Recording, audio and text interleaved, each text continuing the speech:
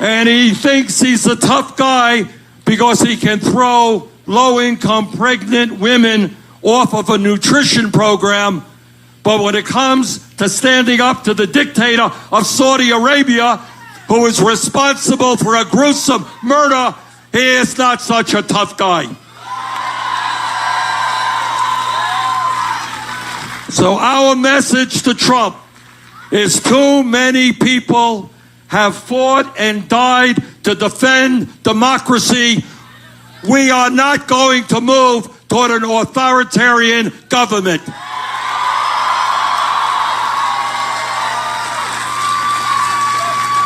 Our job as Americans is to spread the vision of democracy and human rights all over the world and not support those who are suppressing their people in an authoritarian way.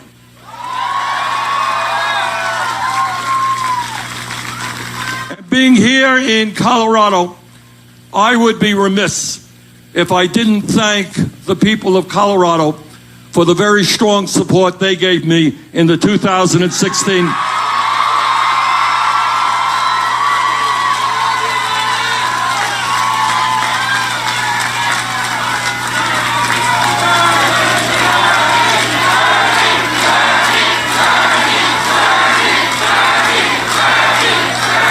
And what I want to say about that is that the support that you gave me and the other 21 states that we won, and the fact that we ended up with 13 million votes, and the fact that we won more votes from young people than Trump and Clinton combined,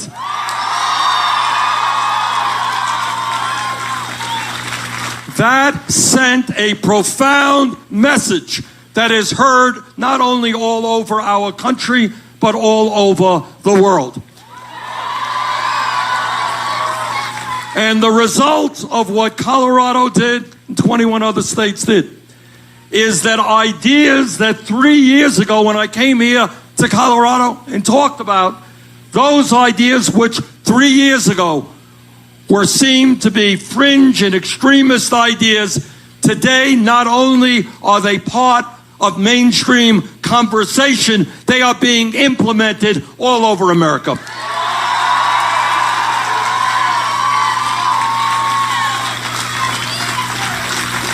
Years ago, we said that in America, we are not going to continue a rigged economy in which the very, very rich get richer while the middle class continues to shrink. And we said, and I say it today, that it is grotesquely immoral that in America today we have three wealthiest people who own more wealth than the bottom half of the American people. That it is not acceptable that the top 0.1% owns more wealth than the bottom 90%. That it is not acceptable that over 40% of all new income goes to the top 1%. What our job is to create an economy that works for working families, not just billionaires.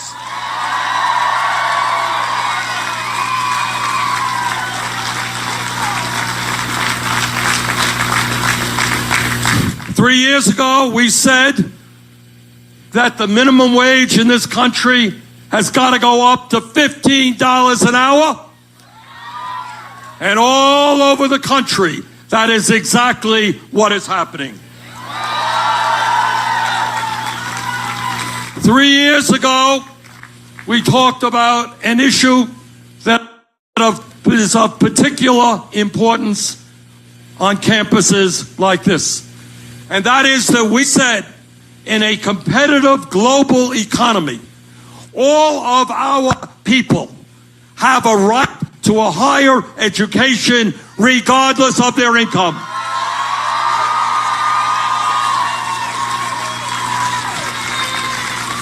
And that is why we have got to make public colleges and universities tuition free.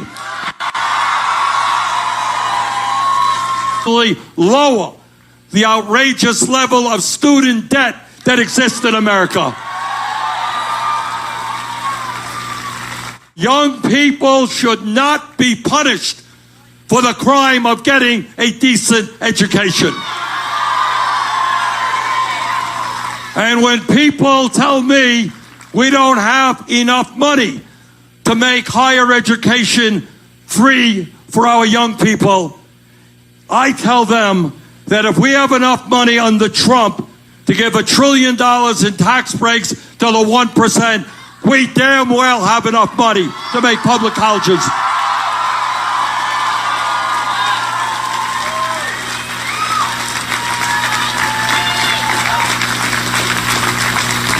And I want to tell you another area where we have made tremendous progress. That in America, health care is a right, not a privilege. And we said there is something absurd that today we have 30 million Americans who are uninsured, even more who are underinsured. We pay the highest prices in the world for prescription drugs. And at the end of the day, we spend twice as much per capita on health care as do the people of any other country. Something very, very interesting has been happening. The American people have been looking around them, and they understand increasingly that the current healthcare system is not only unjust, it is dysfunctional and not cost effective. And just yesterday, another poll came out, and it said that 70% of the American people now support Medicare for all single-payer system.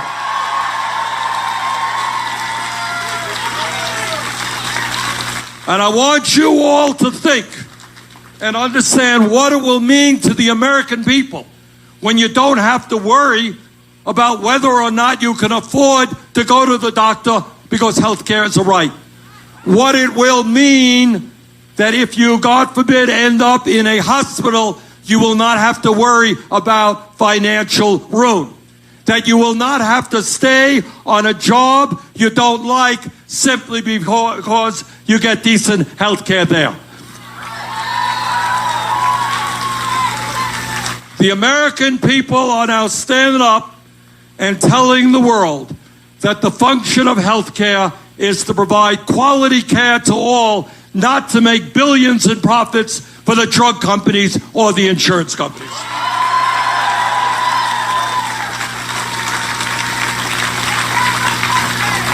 And I want to congratulate the people of Colorado for helping us lead the fight to make it clear that it is a woman's right to control her own body.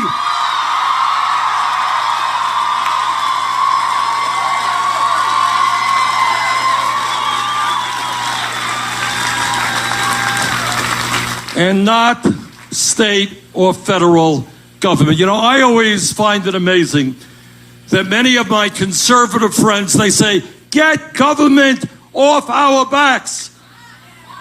We believe in small government, except when it comes to a woman making a terribly important decision. So we say, get the government off the backs of women. Let women make that choice.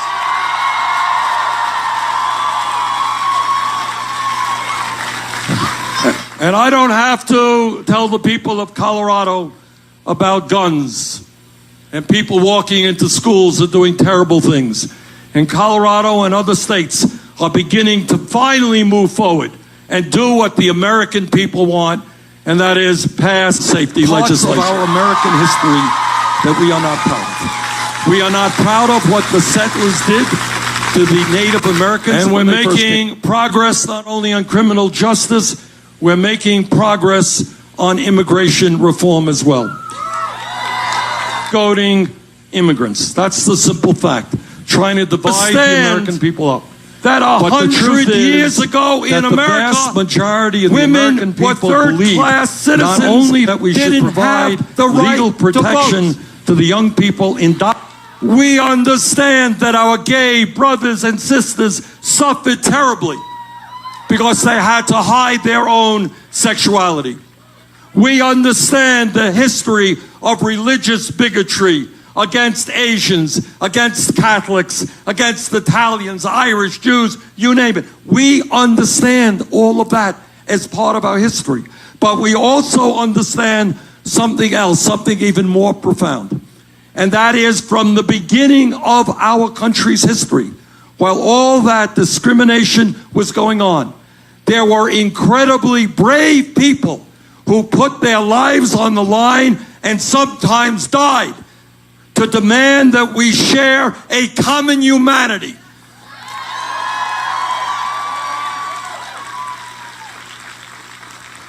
That we come together and love each other, no matter what the color of our skin or what country we came from or what our sexual orientation is or what our religion is.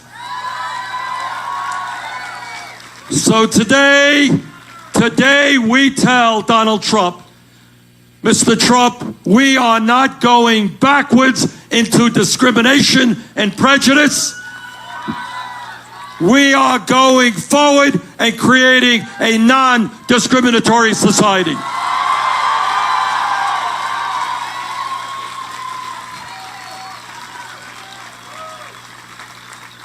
Let me thank all of you for coming out today.